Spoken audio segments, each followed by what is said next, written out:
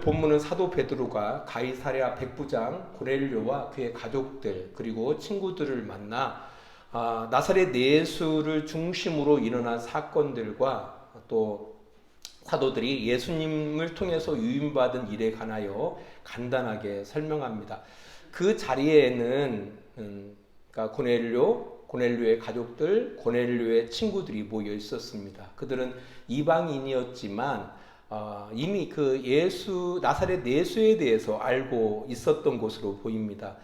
사도행전 10장 37절을 바라보니까 곧 요한이 그 침례를 발포한 후에 갈릴리에서 시작하여 온 유대와 두루 전파된 그것을 너희도 알거니와, 이미 그 사건을 알고 있었다라는 것을 알 수 있습니다. 아무튼 그들에게 베드로는 몇 가지 그 메시지를 전하고 있거든요. 그걸 이제 정리해 봤어요. 첫 번째 메시지는 나사렛 예수께서 행하신 일은 하나님께서 그와 함께 하시며 성령의 능력으로 행하신 것이다 라는 메시지를 전합니다. 예수님께서 혼자 단독적으로 행하신 일이 아니라 하나님 아버지께서 그에게 성령의 권능을 부어주셔서 그 일을 행하게 하셨다라는 겁니다. 두 번째는 그가 나무에 달려 죽었습니다. 그러나 하나님이 그를 사흘 만에 다시 살아나게 하셨다라는 겁니다. 세 번째 메시지는 그가 하나님이 약속하신 바로 그리스도라는 겁니다. 죽었다가 사흘 만에 살아나신 그 나사렛 예수가 하나님이 이전에 선자를 통해서 약속하신 메시아 그리스도임을 전합니다. 그래서 그를 힘입어서 제사함을 받을 뿐 아니라 마지막 날에 다시 오실 텐데 그때는 심판의 주로 오신다라고 전합니다. 이 베드로가 전한 메시지 가운데 핵심이 되는 메시지는 그가 죽었다라는 거예요. 그리고 다시 살아났다라는 겁니다. 그래서 그리스도가 되셨다라는 이 핵심 메시지가 있습니다. 바로 십자가와 부활이 초대교회나 지금이나 가장 중요한 복음의 핵심 메시지인 겁니다. 이것은 사도 베드로뿐 아니라 다른 모든 사도들이 복음을 증거할 때 그 메시지를 담고 복음을 증거했습니다.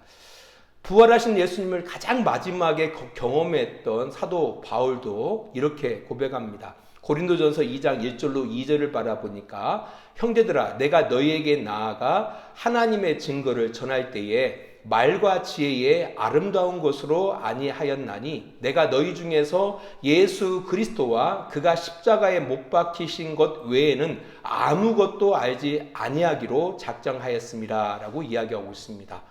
사도 바울이 전한 그 복음의 핵심도 예수 그리스도의 죽으심과 부활이었습니다. 예수님의 이 죽음은 모든 인류의 그 죄를 용서하시기 위한 죽음이었습니다. 하나님께서는 그를 죽음 가운데 부활케 하심을 통해서 그 일을 행하시기 위하여 예전부터 약속하신 선자들로 약속하신 그리스도이심을 무엇을 통해서 부활을 통해서 확증하시고 있는 겁니다. 그래서 로마서 1장 4절을 바라보면은 성결의 영으로는 죽은 자들 가운데에서 부활하사 능력으로 하나님의 아들로 선포되셨으니 곧 우리 주 예수 그리스도시다라고 이야기하고 있습니다. 그러니까 그 부활을 통해서 죽으신 나사렛 예수를 하나님께서 부활케 하심으로 바로 이 자가 예전에 선자를 통해서 약속하신 너희를 구원할 그리스도이심을 확증했다라는 겁니다. 그래서 이 예수 그리스도의 십자가의 죽음과 이 부활은 초대교회와 성도들뿐 아니라 2000년이 지난 지금의 교회와 성도들에게 믿음의 가장 중요한 내용이 되고 있습니다. 그런데 이제 좀 안타까운 것이 있어요. 한국교회 성도들이 대부분 이 예수 그리스도의 십자가를 통해서 세상을 받고 우리의 육신이 죽을 때에 그와 부활하신 것처럼 다시 살 것을 믿고 고백해요. 우리 모든 성도들이 그렇게 고백한다라는 거예요. 근데 여기서 간과하고 있는 것 하나가 있습니다. 그런 부활을 소망하는 것은 좋은데 죽은 이후에 이루어질 부활만 소망하고 있다라는 것이 문제예요. 뭔가 중요한 것을 놓치고 있다라는 거예요. 오히려 성경은 이 땅에서의 부활의 삶을 죽은 이후에 이 내생에서의 부활의 삶보다 더 강조하고 있다는 사실을 기억해야 돼요. 성경에서는 우리가 우리의 이 생을 떠나서 앞으로 올 내생에서의 어떤 부활을 이야기하고 있어요, 분명히. 그렇지만 강조하고 있는 것은 이 땅에서의 부활의 삶을 강조하고 있다는 겁니다. 이 땅에서의 부활의 삶을 강조하고 있습니다. 그것을 우리가 이해할 수 있는 것이 사도행전 10장 42절을 바라보니까 그 죽었다가 살아나신 그 하나님, 다시 사신 부활하신 그 예수 그리스도께서 다시 오신다라는 거예요. 다시 오실 때 어떤 분으로 오신다고요? 재판장으로 오신다라는 거예요. 재판장으로. 심판의 주로 이 땅 가운데 오신다라는 겁니다. 우리가 매 예배 때마다 신앙 고백을 통해서 고백하지 않습니까? 산자와 죽은 자를 심판하러 오시리라. 산자와 죽은 자를 심판하러 오시리라. 누가? 그 부활하신 예수 그리스도께서 이 땅 가운데 심판의 주로 오신다라고 말씀하고 있는 겁니다.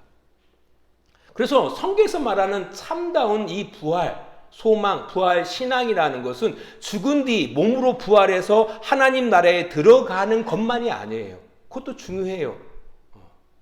그것도 중요하지만 그보다 더 중요한 것이 있어요. 그것은 죄에 대하여 죽고 의에 대하여 다시 사는 삶. 그래서 변화되어져 가는 영광스러운 모습으로 변화되어져 가는 바로 이것을, 이 진짜 부활의 삶을 성경에서는 강조하고 있다는 겁니다. 이 부활 신앙에 대해서 사도 바울은 고린도후서 5장 17절에 이렇게 이야기하고 있습니다. 그런즉 누구든지 그리스도 안에 있으면 새로운 피조물이라. 이전 것은 지나갔으니 보라 새 것이 되었도다. 그러니까 우리가 예수 믿기 전에, 하나님을 알기 전에 우리는 옛사람이었다라는 거예요. 그런 우리들이 예수 그리스도의 십자가의 죽음과 그의 부활을 통해서 새로운 피조물이 되었다라고 이야기하고 있는 겁니다. 새로운 피조물이 됐다라는 것이 어떤 의미예요? 부활하게 됐다라는 거죠. 우리의 삶이 부활하게 됐다라는 겁니다. 죄와 사망이 지배하는, 죄와 사망이 가치로 우리의 삶을 지배하는 삶에서 벗어나서 이제 의와 생명이 가치가 되어 우리를 지배하는 삶으로 바뀌어지게 됐다라는 거예요. 이 부활의 삶을 성경에서 강조하고 있다라는 겁니다. 이게 진짜 중요해요. 그래서 사실 이 부활은 모든 사람에게 이루어질 거예요. 믿는 사람이나 믿지 않는 사람이나 부활은 다 이루어지는 거예요. 그렇잖아요. 그래서 다 그 재판장으로 오실 예수님 앞에 다 서게 될 겁니다. 그리고 거기서 심판을 받게 될 거예요. 악한 자는 심판의 부활로, 선한 자는 생명의 부활로 나오게 될 거예요. 모두가 그 앞에 서게 될 거예요. 그래서 진짜로 하나님의 그 영광 가운데 참여하기 위해서는 이 땅 가운데, 지금 우리의 삶 속에 어떤 삶? 부활의 신앙.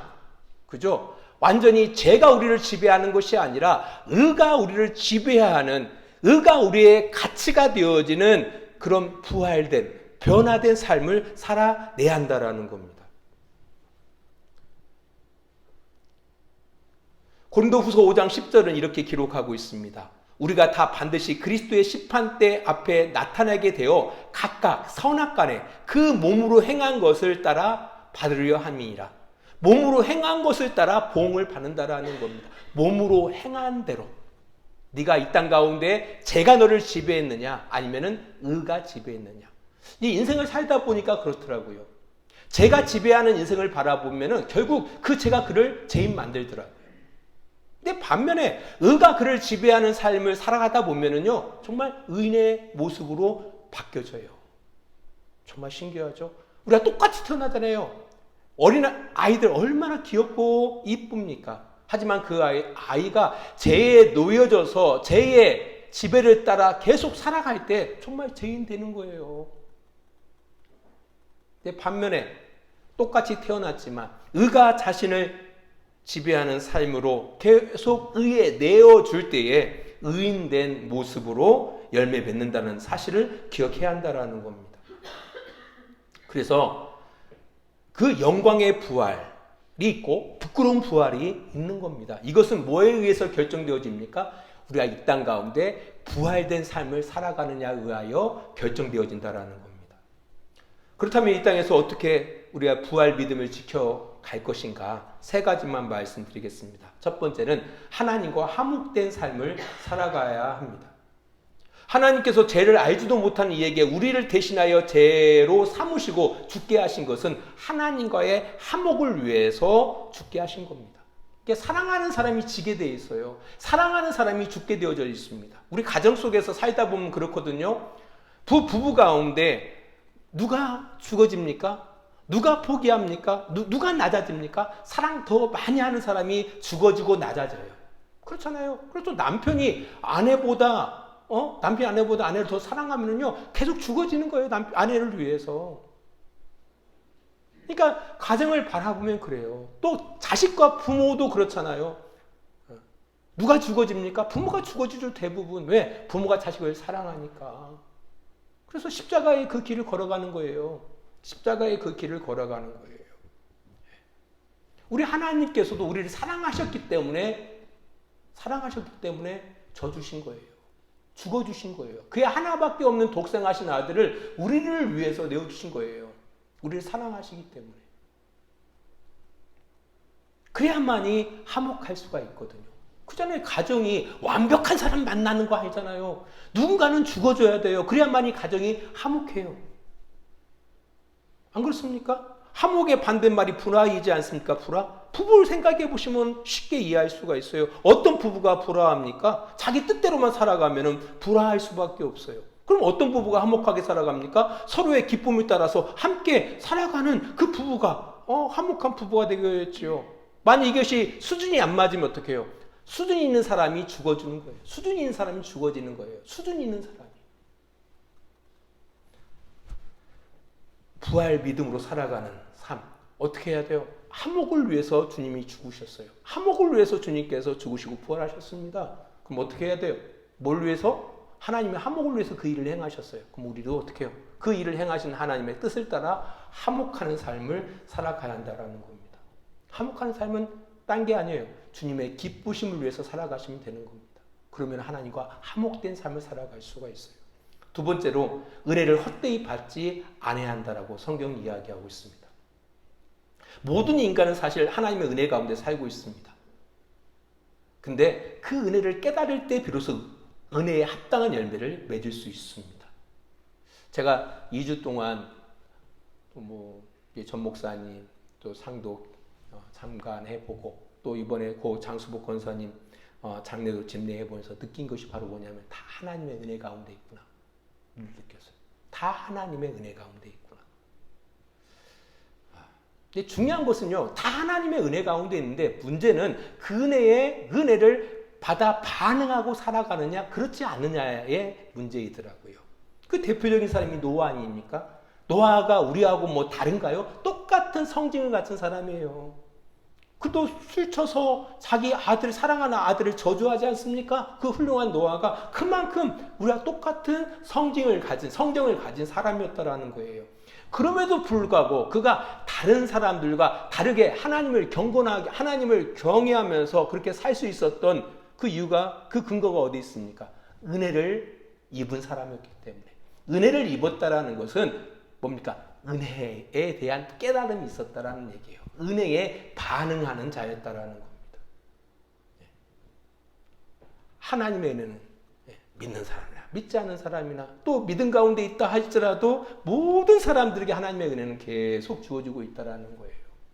하지만 그 은혜에 반응하느냐 아니면 그 은혜를 반응하지 못하느냐에 의해서 우리의 궁극적인 미래가 결정되어지는 겁니다. 은혜를 헛되이 받지 말라. 은혜를 우리가 은혜에 합당하게 행해야 돼요. 그러기 위해서는 그 은혜로 우리가 살아가고 있음을 끊임없이 깨닫고 반응하고 살아가야 한다는 거예요. 마지막으로 구별된 삶을 살아가야 돼요. 우리가 구약 성경을 바라보면은 레위기서에 정함, 부정함과 부정함에 대한 율법들이 있습니다. 그 율법을 주신 목적이 어디 있습니까? 자기의 정체를 분명하게 하라는 겁니다. 하나님이 거룩한 것처럼 너희도 거룩한 사람이 되라는 겁니다. 바로 거룩에 있습니다. 구별이라는 다른 단어가 거룩입니다. 로마서 6장 19절은 이렇게 기록하고 있습니다. 너희 지체를 더러움과 불법의 종으로 내맡기면 불법에 더 깊이 빠진다. 하지만 우리의 지체를 의의 종으로 드리면 거룩에 이르게 된다라고 이야기하고 있습니다. 구별된 삶을 살아가라는 거예요. 달라야 한다라는 거예요. 믿는 사람이. 교회 나오는 거 다르죠. 교회 다니지 않은 사람에 비해서 우리가 교회 다니고 그거 훌륭한 겁니다. 그보다 더 중요한 것은 우리의 일상의 삶 속에서 저 사람은 역시 다르구나. 역시 뭔가 우리와 뭔가 참 차원이 다르구나. 아니 미쳤구나 이 얘기가 아니라 저 사람 종교에 미쳤구나 이게 아니라 이런 의미가 아니라 딱 봤을 때 야, 저 사람의 가치는 우리가 생각하는 가치가 다르게 살아가는 사람이구나. 이런 구별된 삶을 살아가야 한다는 겁니다. 말씀을 맺습니다. 오늘 부활절입니다. 우리가 죽은 이후에 이 부활만을 우리가 소망하지 마시기 바랍니다. 하나님이 기대하시는 것은 그것도 중요하지만 이 땅에서의 부활된 삶을 하나님께서 살기를 원하신다는 사실을 꼭 기억하시기 바랍니다. 그래서 죄와 사망이 지배하는 삶에서 벗어났어요. 이제는 우리는 의와 생명 가운데 있습니다. 그렇다면 이제 그 의와 생명이 가치가 되어져서 우리를 지배하는, 내어드리는 그런 복된 삶을 살아감으로 말미암아 우리가 이 땅에서 정말 영광스럽게 살아가고 그로 인하여 우리가 우리 이 세에서 이제 안녕하고 우리 내세에 갔을 때 주님의 그 영광스러운 그 부활 가운데 동참할 수 있는 복된 우리 주일교회 성도들이 다 되시기를 주의 이름으로 축원합니다. 기도하겠습니다. 하나님 감사합니다. 주님의 고난이 있었기에 부활이 있는 겁니다. 똑같은 그 자치가 우리에게 놓여 있습니다. 이 땅 가운데 좁은 길, 좁은 문으로 들어가는 이 길이 우리에게 놓여져 있습니다. 이 길을 걸어갈 때 부활의 영광 가운데 참여함을 기억하기를 원합니다.